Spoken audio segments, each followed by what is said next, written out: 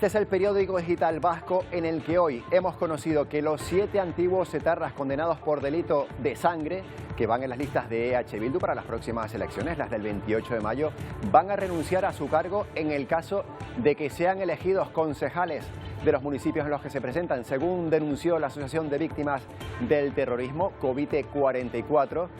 Hay personas en las listas de Bildu que fueron condenadas, 44 en total, por la Audiencia Nacional por pertenencia a ETA. 7 de esas personas incluso con delitos de sangre. Esas 7 renunciarían a sus cargos, según ha comunicado EH Bildu esta mañana. Escuchamos a su portavoz, a Arnaldo Otegi, en esta rueda de prensa anunciando esta cuestión e imagen en directo. Está ocurriendo en estos momentos. Hori izan da gure erronka azken hilabeteetan, horrela izaten ari da hauteskunde kanpaina honetan eta... ¿Qué tal? Buenos días. Son las 11:04 de la mañana. Escuchamos a Arnaldo Otegi dar ese titular. En estos momentos, EH Bildu comunica que esos 7 antiguos etarras condenados por delitos de sangre que van en las listas estarían fuera de las instituciones en el caso de llegar a ser elegidos en las próximas elecciones. Y detrás de estos titulares, detrás de la campaña electoral, más allá de esos fogonazos, la economía española, la europea y la mundial siguen caminando en un discreto segundo plano. Miren, la Comisión Europea ha evaluado los indicadores, los macroeconómicos en España y parece que no estamos tan mal como pensamos, o al menos que no vamos a peor. Dice Europa que la economía española va a crecer más de lo esperado y que los precios se van a reducir también por encima de lo previsto.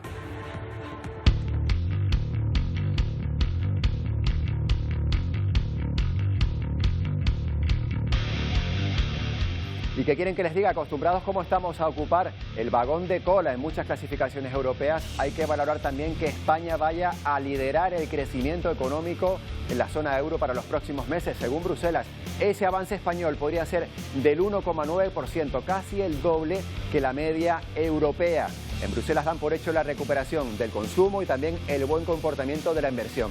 Hace falta ahora, eso sí, que esto se traduzca cuanto antes en nuestro día a día.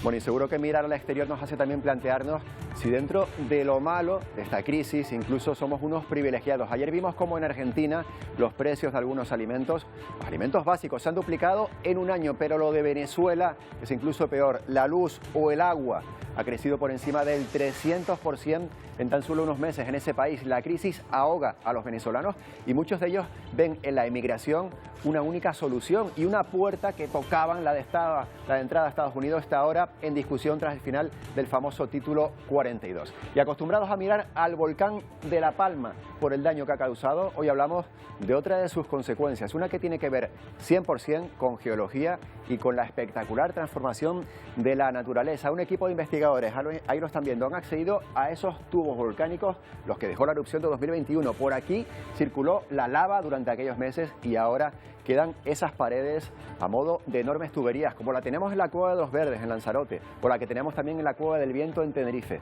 Dicen los expertos incluso, ojo, que podrían ser estas las mayores de Canarias y las mayores de Europa. Enseguida Mila González nos cuenta más detalles y hablamos también con un investigador que conoce perfectamente esos tubos volcánicos. Bueno, para antes, comenzamos Atlántico Noticias, un día más mirando a Ucrania, donde un nuevo bombardeo ruso sobre la capital, sobre Kiev, ha dejado al menos 3 personas heridas en esta pasada madrugada. El ataque alcanzó también otras regiones del país y fue de una intensidad excepcional, según las autoridades ucranianas, con una gran concentración de lanzamientos en muy poco tiempo. Aún así, las defensas antiaéreas de Ucrania lograron derribar los 18 misiles lanzados por Rusia, aunque los restos de uno de ellos, eso sí, causaron ese incendio en un aparcamiento de guaguas. El presidente Zelensky ya ha vuelto de su gira europea, en la que ha logrado recabar más ayuda militar para su país. Con Giorgia Meloni, Olaf Scholz, Emmanuel Macron, Rishi Sunak y hasta con el Papa Francisco. Roma, Berlín, París y Londres. Zelensky culmina su gira por Europa Occidental, recabando importantes compromisos de cara a la esperada contraofensiva contra Rusia.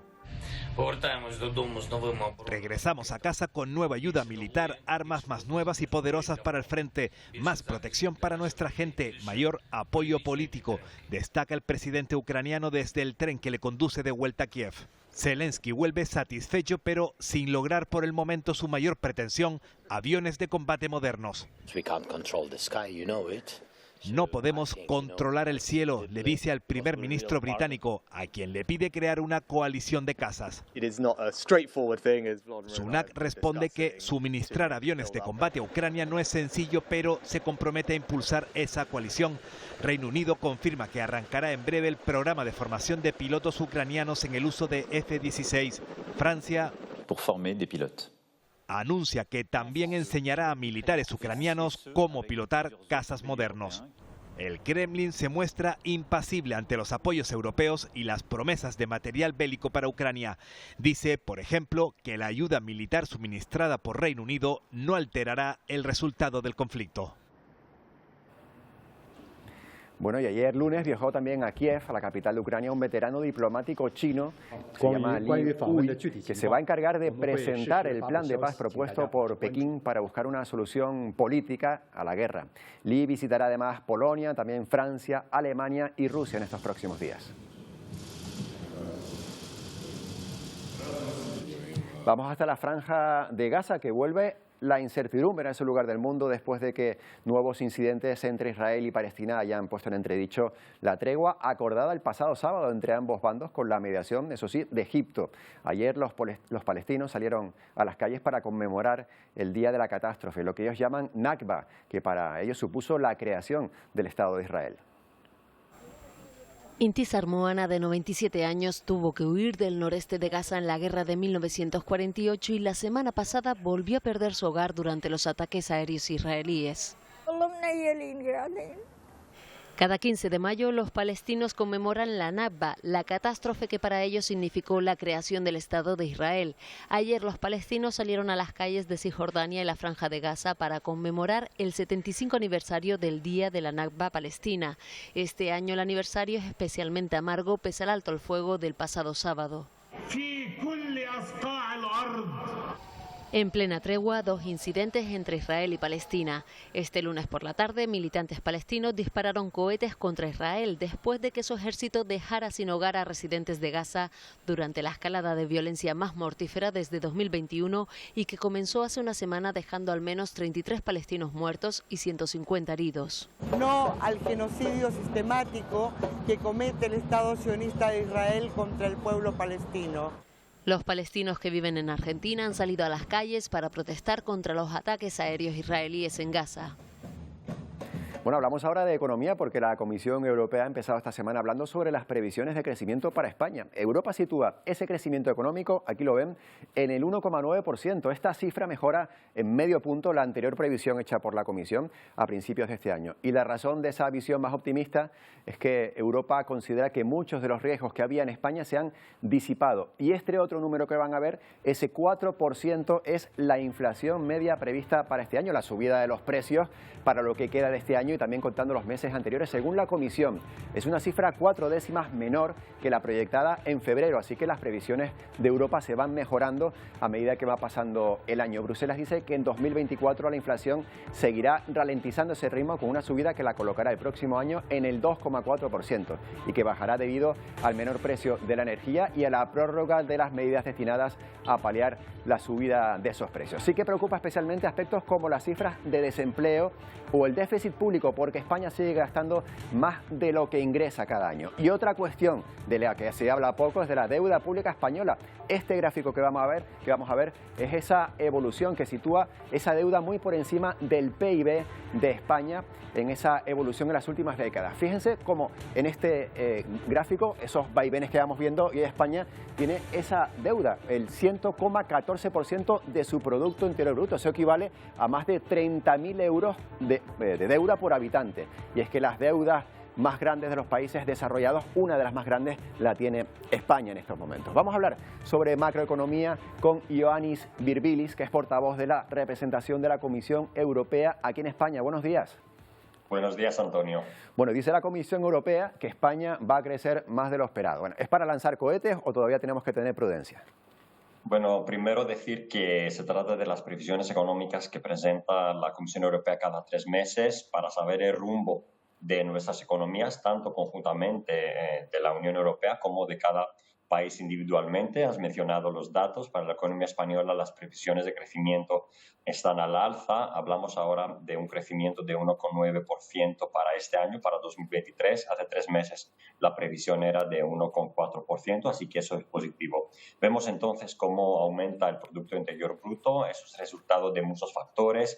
Vemos, por ejemplo, que los flujos turísticos de otros países se están recuperando. Vemos los mismos flujos turísticos como antes de la pandemia. Vemos un aumento del consumo privado aquí en España.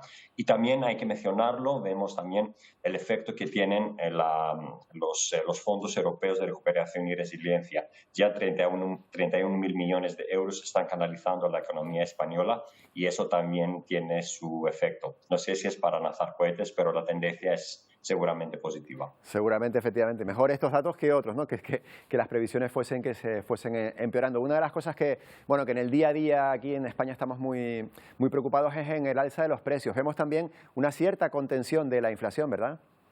Sí, la inflación es seguro que preocupa mucho los hogares. Aquí también vemos una mejor previsión que hace 3 meses, una revisión a la baja para la inflación española de 4%. Hace 3 meses hablábamos de una inflación de 4,4% y eso es también definitivamente positivo para los hogares. Hay una cuestión que sí es verdad que Europa le da un tirón de orejas a España, que es en el déficit público, que quizás vemos un porcentaje que no... Bueno, a ver, déficit público en el entorno del 3% quiere decir que España gasta más de lo que ingresa cada año. Eso sí que es ciertamente preocupante, ¿no? Pero no sé si se debería estar un poquito por encima. ¿Ese 3% es suficiente o se tiene que mejorar? Sí, ahora está la previsión de déficit para España para este año es de un 4,1%. Hay que mencionar que durante la pandemia desde Europa se han congelado las normas presupuestarias del Pacto de Estabilidad de Crecimiento y eso para permitir a cada país que gaste todo el dinero necesario para hacer frente a los efectos de la pandemia, tanto de un punto de vista económico como sanitario. Y hay que mencionar que a nivel europeo se está reformando, se está pensando cómo reformar la gobernanza económica de la Unión Europea después de la pandemia, pero siempre el objetivo será de tener déficits menos de un 3%. Así que España seguramente tendrá la obligación los próximos años de reducir ese déficit. De reducir. También hablamos de la deuda pública, diferente concepto al del déficit público, que España, bueno, pues está por encima del 100%, es decir, unos datos que yo daba antes, ¿no? En el 114% quiere decir que cada español, por decirlo de alguna manera, su PIB debe 30.000 euros, que obviamente no tenemos que pagar nosotros, sino es una cuestión del Estado, pero ¿cuál es esa deuda pública adecuada para un país? Porque leemos que España está entre los países más endeudados del mundo. Sí, el valor de referencia en nuestras normas presupuestarias, es decir, en el Pacto de Estabilidad de Crecimiento, habla de una deuda de 60% que debe también ser el objetivo de cada país de la Unión. Y por último, una cuestión ya del día a día. Estamos hablando de una reducción de la inflación, un aumento del PIB. Estamos hablando también de un reciente pacto en España para subir los salarios de los empleados y estas cifras que plantean un futuro esperanzador. ¿Creen ustedes que vamos a terminar 2023 mejor de cómo lo empezamos? Sí, eso parece, y eso no solamente para la economía española, sino también para la economía europea en su conjunto, y eso en una situación, un contexto geopolítico que, como saben, es muy complicado. Tanto la economía española como la economía europea va a crecer más de lo previsto, y eso es muy positivo también para una comunidad autónoma como la vuestra, las Islas Canarias, que dependen mucho de los flujos turísticos de otros países europeos. Así que, en general, podemos hablar de una situación mejor que previsto. Ioannis Virbilis, gracias por habernos atendido. Un placer, muchas gracias. Un placer. Bueno, seguimos hablando de economía. Nos vamos hasta Grecia, donde los coletazos de esa última crisis golpean todavía a miles de familias. Los griegos reconocen que les cuesta muchísimo llegar hasta final de mes. Detrás de esta realidad está el elevado coste de la vida al que deben hacer frente.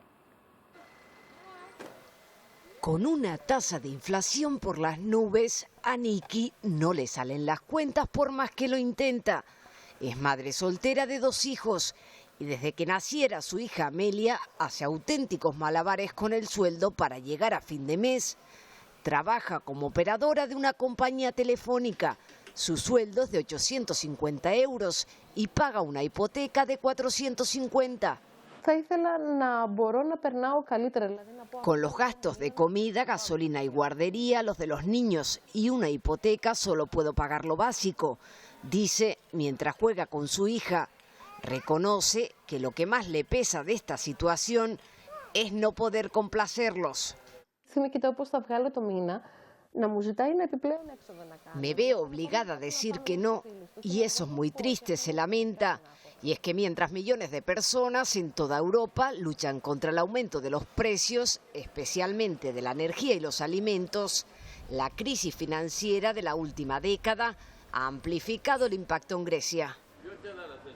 Eso en Grecia, pero ¿saben cuánto ha subido el precio de la luz, del agua y de la recogida de basura en Venezuela en tan solo 4 meses? Pues hasta un 333%, un incremento de los precios enorme que no es sinónimo de un servicio de calidad, ni mucho menos, porque a las elevadas tarifas se suman los continuos cortes en los suministros.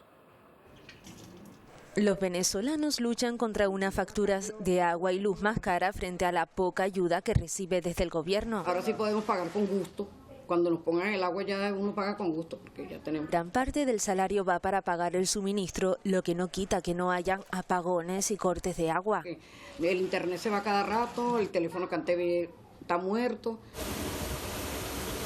Algunos han tenido que recurrir al uso de generadores de energía para, por un lado, tener luz y, por otro, perforar pozos de agua. A mí me pegó fuerte este problema del agua porque cuando yo me mudé para acá, el agua aquí era constante, muchísima agua siempre, pero después empezó las fallas del agua. Se sufre los 365 días al año, es decir, no hay un día que nosotros, las comunidades, se vean beneficiadas por el fluido del servicio de agua por la tubería. Mientras otros, a la vieja usanza, intentan lavar su ropa a mano. Si venía un día, 2 días, entonces ahí era donde teníamos que lavar, teníamos que limpiar las casas. Todo esto en medio de la congelación de los salarios obliga a Venezuela a tener que adaptarse a la situación de crisis. Pues contra todo pronóstico, el final del título 42 ha disminuido los cruces de migrantes en la frontera con México a la mitad. Las sanciones penales establecidas por el gobierno estadounidense estarían detrás de este desplome. Carolina Valladares nos amplía la información desde allí. Ya lo dijo el secretario de Seguridad Nacional, Alejandro Mayorkas, el pasado día 11 de mayo, cuando estaba a punto de vencer el título 42, que a partir del viernes 12 de mayo sería mucho más difícil acceder al país de forma irregular y que quienes lo intentaran tendrían consecuencias. Todo ello bajo el artículo ya número 8. Y así parece ser que ha sido porque, según palabras de Alejandro Mayorkas de este domingo, el número de cruces fronterizos irregulares habría descendido un 50% a la mitad desde la entrada en vigor del título 8 pasado día viernes, y es que según las cifras que maneja el Departamento de Seguridad Nacional, los cruces o encuentros fronterizos el pasado viernes descendieron a los 6.300 y el sábado descendieron a los 4.200, cifras mucho más bajas comparadas con los cerca de 10.000 cruces o encuentros que se encontraron en la patrulla fronteriza de personas que cruzaban de forma irregular en los días previos a que expirara el artículo 42. Mientras tanto, comentarles que la política de la Casa Blanca es que las personas que quieran acceder a los Estados Unidos lo hagan de forma ordenada y segura. Para ello están en marcha los centros de procesamiento en Guatemala, en Colombia, y que quieren que lleguen a un total de 100 centros de procesamiento para que aquellas personas pues, que quieran buscar refugio o asilo, etcétera, puedan hacerlo a través de una cita y acudan a la frontera sur, muy importante ya, con una cita. Este es el informe desde Washington. Carolina Valladares, de La Voz de América para la Alianza Informativa Latinoamericana. Gracias, Carolina. Volvemos a España porque hoy hemos conocido que 7 de los antiguos integrantes de la banda terrorista ETA, condenados por delitos de sangre, que van en las listas de H. Bildu para las próximas elecciones, van a renunciar a su cargo. Es el caso en que sean elegidos, eso sí, así lo ha anunciado en un texto que están viendo, que ellos mismos han enviado a un diario digital. No salen de las listas, pero no ejercerían su cargo si resultan elegidos en las elecciones del 28 de mayo. En este comunicado han explicado que renunciarán para mostrar su compromiso de no añadir más padecimiento al que ya ha habido, y en ese mismo texto añaden que no niegan su militancia en el pasado ni la responsabilidad de sus actos. Según denunció la Asociación de Víctimas del Terrorismo, son 44 las personas de las listas de Bildu que fueron condenadas por la Audiencia Nacional por pertenencia a ETA. 7 de esas personas con delitos de sangre. De este tema seguro que se hablará esta tarde en el Senado, donde van a coincidir de nuevo Pedro Sánchez y Alberto Núñez Feijóo. Y esta imagen que van a ver es la imagen en directo que nos llega desde la rueda de prensa del Consejo de Ministros, hoy en el que, según avanzó ayer Pedro Sánchez, se ha aprobado que los enfermos de cáncer no tengan que renovar el carnet de conducir cada 3 años, como marcaba hasta ahora la norma, y que aquellas personas con discapacidad igual o superior al 45% puedan acceder en 5 años a una pensión. Hasta ahora necesitaban un periodo de cotización de 15 años como mínimo. Esta reducción era una recomendación del Pacto de Toledo. Gracias, Isabel. Buenas tardes. Efectivamente, hoy en el Consejo de Ministros hemos aprobado 2 reales decretos con los que se completa el conjunto de recomendaciones que el Pacto de Toledo hace. Con esta rueda de prensa, con las palabras del ministro Escrivá, hacemos una pausa, volvemos enseguida con más noticias. Hoy he presentado al Consejo de Ministros un informe que contiene análisis sobre la...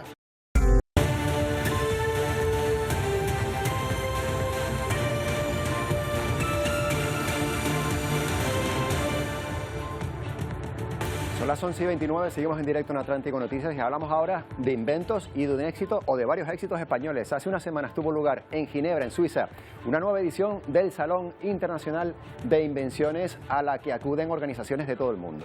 Este año ha sido especialmente bueno para los inventores españoles, que han ganado 3 medallas de oro, 1 de plata y 2 de bronce. Además, la Organización Mundial de Propiedad Industrial ha concedido su premio a un canario, al fisioterapeuta y también investigador Rodrigo de Pablos Almazán, por una innovación que vemos es una prótesis vertebral, ahí la tienen, que se adapta a la postura del cuerpo y da más protección a nuestra espina dorsal. Y siendo fisioterapeuta y de los buenos, su inventor seguro que ayuda a mejorar la postura y a reducir el dolor que tenemos algunos en la espalda y el que no, el que tiene una hernia también. Bueno, vamos a felicitar a Rodrigo de Pablos, que es su inventor, y también a ver cuál es el secreto de este éxito. Buenos días. Buenos días, muchas gracias por tenerme aquí, es un placer. Gracias por atendernos. Bueno, yo decía que este invento ha recibido el reconocimiento en Ginebra, uno de los reconocimientos que ha recibido España. Yo voy a leerlo: prótesis vertebral con sistema de suspensión interna que se adapta a la postura del cuerpo humano y que procura especial protección a la espina dorsal. ¿Cuál es la traducción? Pues sería la traducción es que nosotros hemos creado una vértebra que es una similitud a la vértebra natural. Por ejemplo, yo tengo aquí para una vértebra natural que sirve más de modelo visual y nuestra prótesis lo que es una subdivisión en 2 partes en la misma morfología, por lo cual si la médula discurre por este pequeño canal, que es el canal medular, nosotros lo que hemos hecho es imitar ese mismo canal para dar la misma protección que la naturaleza daría a una persona, que es lo que hoy en día las prótesis actuales, los homónimos, no proporcionan. Esto, llegado el caso, en una operación consistiría en extraer la vértebra humana y colocar esa prótesis en el mismo lugar de la columna. Exactamente, con técnicas que ya se han desarrollado y con metodología y tipos de herramientas que ya están perfectamente introducidas en la sociedad quirúrgica y en la actividad diaria de los cirujanos especializados. Por lo cual no necesitaría una adaptación nueva, ningún tipo de proceso inventivo en ese sentido para poder poner esta prótesis en comparación con las otras. Bien, bien. ¿Cómo surge este día? Me imagino que después del trabajo diario con decenas de pacientes que tienen dolencias en la espalda. ¿Y cuánto tiempo le ha llevado a desarrollarla? Pues mira, esta prótesis yo la inventé con 23 años. Yo ahora mismo tengo 27. Esto fue justo inmediatamente después de terminar la carrera, mientras hacía el máster en terapia manual en Alcalá. Y la realidad es que yo había trabajado mucho con pacientes amputados tanto en el insular como en el Negrín, pacientes amputados de extremidad inferior. Y me había gustado mucho siempre la biomecánica, el comportamiento de las prótesis en comparación con los que estás sustituyendo. Entonces yo me dediqué a investigar mucho con el tema de las prótesis y yo estaba upado porque en mi trabajo de fin de grado, que también lo tenemos publicado a nivel internacional, saqué matrícula honor. Bien. Entonces, aupado con ese éxito, investigué un poquito cómo eran las prótesis en todas las estructuras del cuerpo humano que se implantaban y bajo mi consideración las prótesis de columna estaban muy retrasadas en el concepto de avance en comparación con las de cadera, dentales y de hombro. Por tanto, decidió usted desarrollar una que estuviese un poco más avanzada. Bien, ahora tenemos ese prototipo que lo hemos visto en su mano. Desde este preciso instante hasta que eso pueda estar colocado en el cuerpo humano de un paciente, ¿ahora qué procesos tiene que pasar? Pues ahora mismo estamos justo buscando inversores, estamos en línea de comunicación con varios inversores a lo largo del mundo que pueden estar interesados en un acuerdo de colaboración para obtener esos ingresos, esa inversión económica y llevar los estudios clínicos, que es lo necesario para poder aplicarlo de manera médica, tanto en Estados Unidos como en el resto de Europa. Entonces, en cuanto tengamos esa homologación, esa capacidad de ponerlo de manera clínica, ya solo sería ir produciéndolas de manera adaptada a cada paciente, porque está concebido, este modelo de exhibición está impreso en 3D, entonces solo sería la producción individual de cada paciente, pero necesitamos esos permisos de la FDA, que es la americana, y los homólogos europeos para poder llevarlo a clínica. Claro. Y por último, hemos seguido este certamen en Ginebra prácticamente como si fueran unos Juegos Olímpicos. Menudo éxito de la delegación española, ¿verdad? Muchísimo, muchísimo. Fuimos 6 compañeros que la verdad es que hicimos una piña muy grande de todos los españoles y la verdad es que creo que se consiguieron 8 premios entre todos los españoles. Varias medallas de oro, como bien has dicho, la medalla de la WIPO, que en mi caso, según me han comentado, yo no soy muy futbolero, pero es que es al fútbol el Balón de Oro, y el premio del Francisco Javier García Cabrerizo a Mejor Invención Española. Pero la verdad es que todos los españoles nos hemos ido con un éxito tremendo, que éramos un 1% de toda la gente que iba y ese 1% consiguió premios todos, lo cual es un éxito tremendo. Tremendo. Pues Rodrigo de Pablos, muchas gracias por habernos atendido y esperamos que esa prótesis vertebral esté cuanto antes ayudando a la calidad de vida de las personas. Gracias. Muchísimas gracias por tenerme. Hasta pronto. Bueno, nuevos inventos y también viejas costumbres que quieren revitalizarse en algunas ciudades. Es lo que ocurre en Hebrón, donde hay varias iniciativas para recuperar antiguos edificios. Una de ellas recuperando un baño turco de 143 años que ha sido modernizado y reabierto como baño tradicional. Rafik Jabari se somete a uno de los tratamientos exfoliantes de este Naim Hammam. Como se puede observar, frotamos la piel con limón y bicarbonato de sodio. Esta es la forma más limpia de desinfectar el cuerpo, cuenta su propietario Samir Kasravi. Con 143 años de historia, este baño turco, ubicado en el corazón de la ciudad cisjordana de Hebrón, reabre sus puertas a los nostálgicos de los baños tradicionales. El cliente pasa por 5 fases, algunas dentro, otras en el patio, también en el área de descanso antes de salir para que no se resfríen. Atraviesan diferentes estancias, es lo que llamamos el proceso de desinfección del cuerpo, explica Samir. Lo sabe bien Rafik, un asiduo a los tratamientos de este hammam. El antes y el después es un sentimiento que no se puede expresar con palabras. Invito a todos a venir y a experimentarlo. Honestamente, es increíble. De estilo arquitectónico otomano con cúpulas de vidrio y campanas, Samir pretende con su restauración contribuir al renacimiento de la ciudad vieja de Hebrón, vigilada militarmente por Israel, pero bajo control civil palestino. Una oportunidad, dice, para atraer visitantes y turistas al lugar. Bueno, aquí en Canarias las previsiones no se han cumplido y contra todo pronóstico el equipo de espeleología volcánica del Instituto Geológico Minero de España, el IGME, perteneciente al CSIC, ha podido adentrarse en uno de los tubos volcánicos de la reciente erupción de La Palma. Emilia González, cuéntanos cómo ha sido eso. ¿Qué tal? Buenos días, Antonio. Así es, no se han cumplido las previsiones porque se esperaba que esto pasara dentro de un tiempo. Bueno, pues al final lo han conseguido con todas las garantías, eso sí, y se han podido adentrar dentro de uno de esos tubos volcánicos superficiales, lo han habían bautizado como el tubo rojo, además por su color interno es el que llegaba hacia donde anteriormente estaba Todoque. La temperatura, según han contado dentro, está rondando entre los 40 y los 60 grados. Decimos que es un tubo superficial que ya se ha enfriado debido a los numerosos canales que hay, a la ventilación que se ha generado en el interior. Se ha generado como un circuito de refrigeración, ¿verdad? Los más profundos todavía no se ha podido acceder. Fíjate en cómo están esas paredes, son increíbles las imágenes, la verdad. No se ha podido acceder a los más profundos, pues evidentemente porque todavía están a temperaturas de entre 200 y 400 grados. Pero bueno, poquito a poco van dando pasos, 80 metros se han adentrado ya, poco a poco seguramente irán adentrándose un poquito más. 60 grados dicen que era el máximo de temperatura al que se podía, bueno, acceder con ciertas garantías, pero fíjate qué maravilla lo que han encontrado dentro y las imágenes que por suerte las han compartido con nosotros. Vamos a saludar ya a David San Mangas, que es geólogo precisamente del INCME. David, buenos días. Hola, buenos días, Antonio.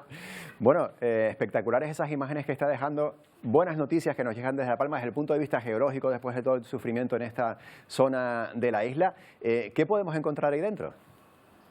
Pues en estos tubos, la verdad, lo que podemos encontrar es, sobre todo en los restos de las coladas que se han ido acrecionando a los laterales. Estalactitas de lava, estalamitas de lava, castilletes, y sobre todo, o sea, las mineralizaciones que se han ido formando y los datos que podemos sacar acerca de la temperatura en la que se ha ido formando. David, ¿y cuánto tarda en enfriarse un tubo? ¿Depende de dónde esté situado? ¿Depende de la ventilación que tenga? ¿No se esperaban entrar tan pronto? Sin embargo, sí se ha podido ya. Sí, hola Emilia. Pues la verdad es que no sabíamos exactamente, porque en estos tubos ha sido tener que aproximarse. Es decir, estos tubos pueden tardar desde meses a años. Todavía hay algunos que se encuentran a 200 grados centígrados, pero es que hay otros que están a 400. Entonces hay que acceder con mucho cuidado porque no sabes si a lo mejor la temperatura que tienes en el exterior es la temperatura que vas a tener 2 metros más abajo cuando accedes. Y en cuanto a gases, ¿hay peligro ahí dentro? Depende, es decir, la mayor parte de los tubos volcánicos el peligro es por la temperatura, pero gases cerca del volcán, es decir, CO2 o falta directamente de oxígeno. Tengo entendido que se ha podido acceder a este tubo gracias a un jameo que se ha formado, ¿no?, en la ruptura de ese tubo volcánico. No sé si hay también algún tipo de peligro en cuanto a derrumbe. No sé la forma en la que se solidifica la piedra para que no se formen nuevos jameos mientras están investigando. Como bien sabes, los jameos, o sea, se producen durante el colapso. Pueden producirse durante la formación del tubo lábico o después del tubo, pero son bastante sólidos. El problema y el peligro reside en que luego si se construye encima una carretera o una grúa, algo que sobrepase la capacidad portante del arco del tubo volcánico, sí que puede colapsar, porque hay tubos que son probablemente de más de 5 metros de ancho y más de 5 metros de altura, que todavía no hemos podido acceder a ellos. Estamos hablando, Emilia, de jameos, que es algo que nos resulta familiar, como por ejemplo los jameos del agua en Lanzarote, por citar algunos, también de tubos volcánicos, esas cuevas que vemos también en la Cueva de los Verdes en Lanzarote también, la Cueva del Viento, Nicot de los Vinos. Se habla de que este tubo lábico podría ser, bueno, dirán los investigadores, uno de los mayores de Canarias, incluso de Europa en un futuro. Bueno, en un futuro no, ya lo es, si acaso cuando se descubra por completo. ¿Puede ser así? Claro, es decir, primero tendríamos que poder acceder a ello y para eso a lo mejor vamos a tardar más de 5 años. Es decir, porque si estaría a más de 400 grados de temperatura porque probablemente esté a 3 niveles bajo tierra, es decir, a más de 10 metros de profundidad. Y si calculamos más o menos la extensión de la cola de lava, que son unos 6 kilómetros, podría ser, si no el más largo, uno de los más largos de Europa, efectivamente. Claro, porque durante la erupción también se habló muchas veces de que estaba conectado prácticamente el cono, la base del volcán, con el primer delta lábico, con la primera fajana, porque justamente había un tubo volcánico el que mayor drenaje llevaba. No sé si a ese, bueno, ni de lejos se habrán podido acercar, me imagino, pero se sigue manteniendo esa teoría de que existe ese largo canal, esa larga autopista en el subsuelo.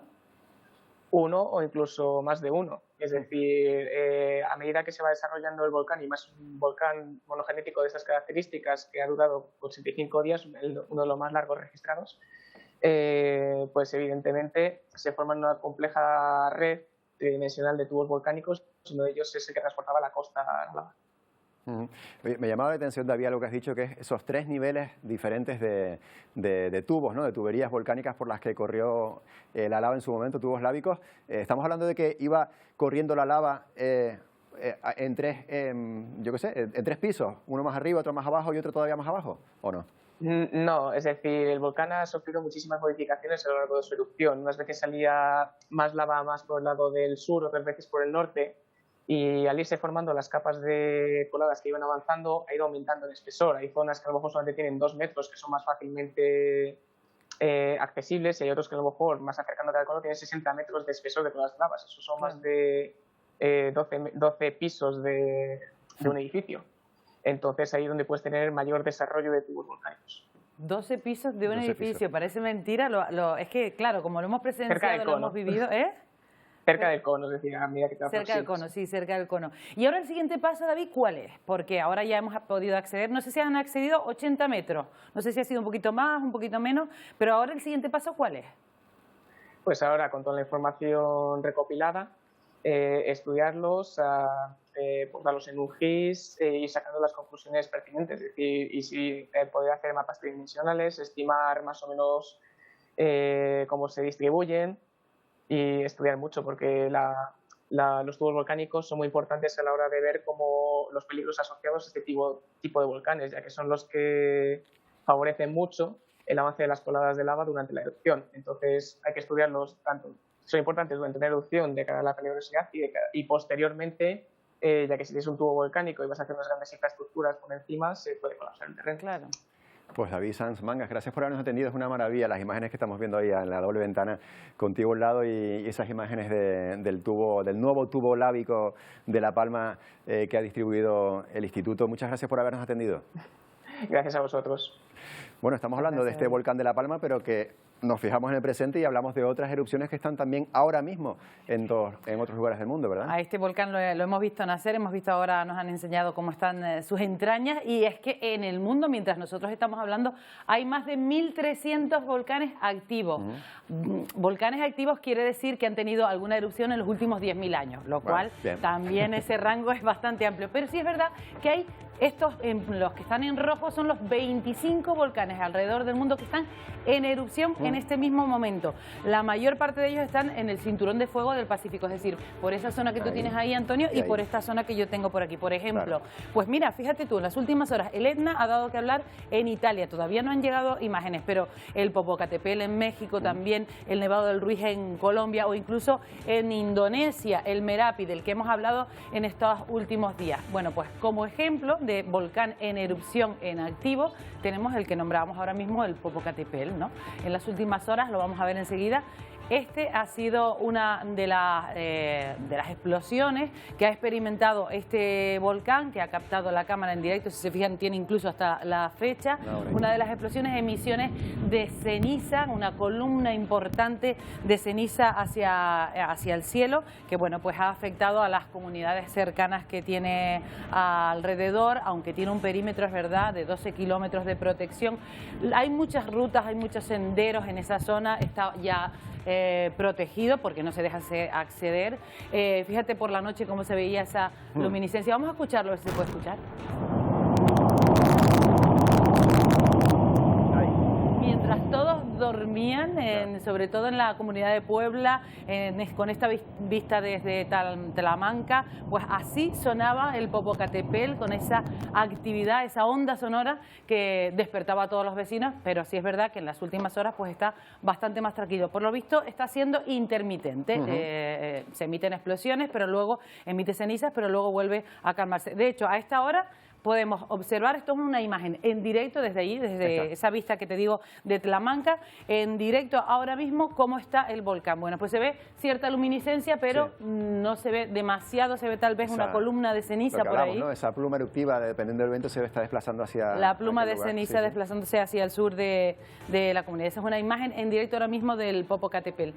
Pero no ha sido el único, también está el Cotopaxi en Ecuador, que en las últimas horas también ha mostrado cierta actividad. Es verdad que este volcán lleva con este tipo de actividad 7 meses, lleva emitiendo gases, emitiendo ceniza, lo vigilan de cerca, de hecho se pueden acercar incluso a él a través con un avión, pero es un volcán del que también están muy pendientes porque también se trata de un estratovolcán. Los estratovolcanes son de los más explosivos a la hora de entrar en erupción y lleva 7 meses mostrando esta actividad. La última erupción del Cotopaxi fue en 2015 también y duró precisamente eso, 7 meses. Qué curioso verlo en erupción y también nevado, ¿no? Al mismo tiempo. Sí, una curiosidad de algunos volcanes. Bueno, y de ahí otros peligros volcánicos con esas explosiones que se produzcan esos corrimientos, en este caso de nieve o avalanchas, ¿no? De lodo, de nieve, de ceniza, en este caso. Oye, Emilia, espera un momento que vamos a ir a hacer la conexión con Wendy Fuentes, con Pedro Machín en el plató de Ponte al Día para ver qué contenidos tienen. Ya saben que a las 2 empieza Ponte al Día aquí en Televisión Canaria. Wendy, Pedro, ¿qué tal? Cuéntenos qué nos traen hoy. ¿Qué tal, hola, Antonio, Emilia? Muy buenos días. Pues hoy aquí en Ponte al Día vamos a estar en Fuerteventura, una isla que vuelve a amanecer sin suministro de agua. Es la quinta avería en tan solo 35 días. Los vecinos llegan a calificar la situación de tercermundista. Se remedian como pueden y son muchos ya los que no pueden afrontar los gastos que supone, por ejemplo, contratar una cuba de agua para tener suministro en sus hogares. Estaremos allí en directo y serán ellos mismos los que nos cuenten la situación. También tendremos espacio para hablar de esos trabajadores que se ausentan de su puesto de trabajo sin una baja médica o sin ningún tipo de justificación. Es lo que se conoce como absentismo laboral. Y lo cierto es que nuestra comunidad, Canarias, es una de las regiones con mayor tasa de absentismo de toda España. Lo hablaremos con una abogada laboralista, pero hay más, claro que sí. Así es, hoy vamos a prestar atención a los cribados de la detección precoz del cáncer de colon. Tienen una tasa de supervivencia del 90%, eso sí, siempre que se coja a tiempo, y es que solo acuden a este tipo de cribados un 40% de los citados, y para estos cribados solo se necesita una muestra de ese. Vamos a abordar este asunto y hoy en Ponte al Día vamos a desplegar nuestra alfombra roja porque hoy nos visita aquí en plató Pepe Benavente, bueno, a raíz de esa polémica el pasado sábado con el Festival de Eurovisión y su gran parecido con Graham Norton, el presentador. Vamos a preguntarle, oye Pepe, ¿te ves en Eurovisión? ¿Qué tema nos podría representar? Bueno, eso y otros asuntos aquí en tan solo unos minutos. Hasta ahora. Hasta ahora. Ya saben, a partir de las 12 del mediodía, hoy Ponte al Día con Pepe Benavente en el plató, no se lo pierdan. Bueno, volvemos al plató de Atlántico Noticias para conocer la previsión del tiempo, Emilia, para las próximas horas y próximos días. Cuéntanos. Venga, miramos al cielo, porque oye, hemos tenido nosotros también actividad meteorológica, Antonio, lo que pasa es que no se ha traducido luego en demasiadas precipitaciones, pero mira, hoy hemos puesto esta imagen de satélite, es una imagen en el canal visible de UMESAT, y hemos marcado con rojo las tormentas que están naciendo. Fíjate que están al este del archipiélago y que algunas incluso han pasado por el sur de Fuerteventura y de Lanzarote. En azul, las que ya se están debilitando. Y en morado, que es esta chiquitita que vemos aquí, esa una que está madurando. Es decir, no nos ha tocado por los pelos. Y la dirección es estas rayas negras que vemos así, es la dirección hacia donde van. Es decir, pasan por el sureste del archipiélago y se dirigen hacia el noroeste del continente africano. Ya digo que es una pena porque no nos ha dejado precipitaciones en el archipiélago, pero sí da buena cuenta de la inestabilidad que hay en esta zona con este pequeño embolsamiento de aire frío en las capas altas de la atmósfera. ¿Qué vamos a tener para las próximas horas? Lo vamos a ver en el modelo del Meteorred. Bueno, pues hemos puesto otra vez el de 700, el que es en torno a 3.000 metros de altura, para ver ese embolsamiento de aire frío del que también estábamos pendientes ayer, que se va a descolgar de la circulación y se va a situar en torno al Golfo de Cádiz. Bueno, ese embolsamiento de aire frío puede ser que nos traiga a nosotros inestabilidad por el norte, pero no va a ser tan importante como lo que se veía ayer, por ejemplo. Sí es verdad que nos va a traer vientos del norte.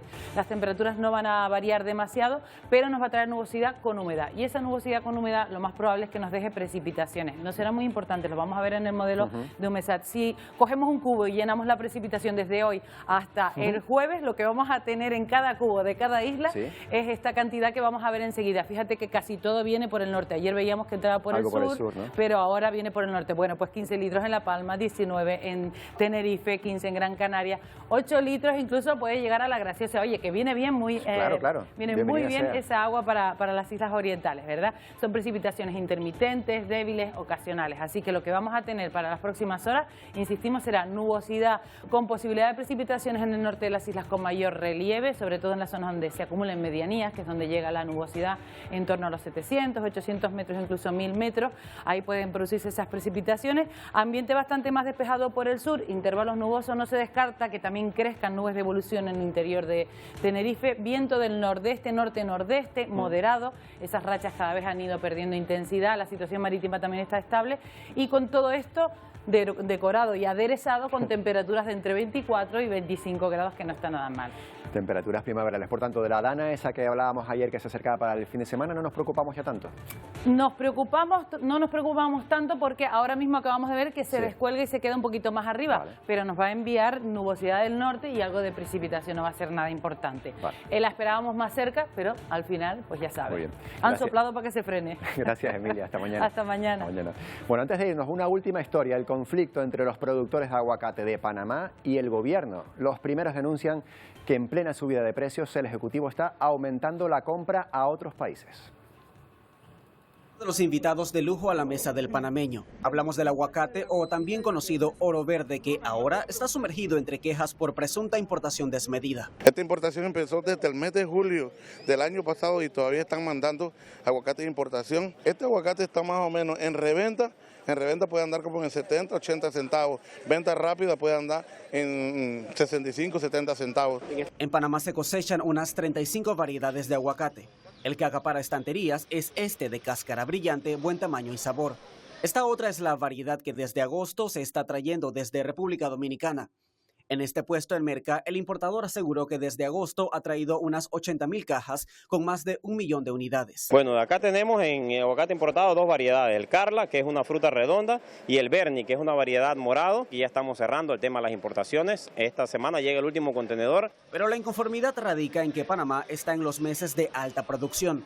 Según el Ministerio de Desarrollo Agropecuario, en el país se siembran unas 660 hectáreas, produciendo más de 10.600 toneladas de aguacate. Los productores piden a las autoridades poner ojo a las importaciones y los consumidores esperan que no aumente el precio de uno de los productos más gustados por el panameño.